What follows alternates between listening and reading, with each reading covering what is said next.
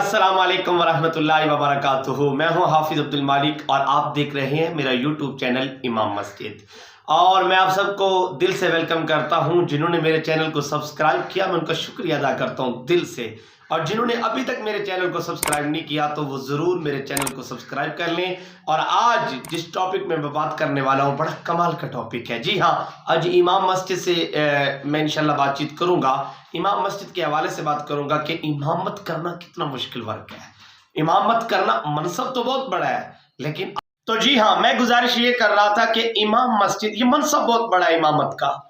امامت کا منصب مصلی رسول پہ کھڑا کرنا بہت بڑی بات ہے، اور یہ منصب بہت اعلیٰ ہے، لیکن میں گزارش کروں گا کہ آج کے دور میں یہ ورک جو ہے امامت کا بہت مشکل ہے۔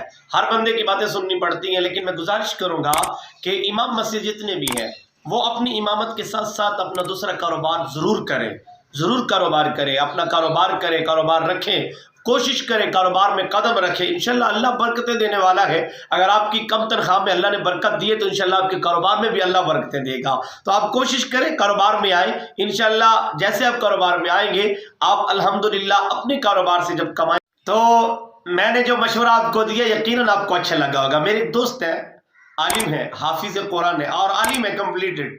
میرا ان سے رابطہ ہوا، میں نے انہیں کہا کہ یار آپ کو امامت کے لیے کوئی جگہ وغیرہ کا سلسلہ جو ہے وہ تلاش کر کے دوں۔ انہوں نے کہا نا جی، کوشش کر رہا ہوں میں اپنا کاروبار کرنے کا۔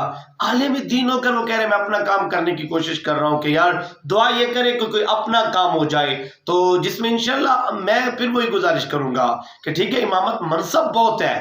اگر آج کی یہ جو ہمارے ماشاءاللہ مقتدی ہے، نمازی حضرات ہے، اس بات کو سمجھیں تو امامت منصب بہت اعلیٰ ہے۔ اور آج اگر امام مسجد اپنی کم تنخواہ پہ گزارا کر رہا ہے تو یہ اللہ کا خاص فضل ہے، اللہ کی برکتیں ہیں۔ باقی سب امام مسجدوں سے کہوں گا کہ اپنا کام کاج ضرور کریں، اپنا کاروبار ضرور ایک مرتبہ ضرور کریں، اللہ انشاءاللہ کامیابیاں دے گا۔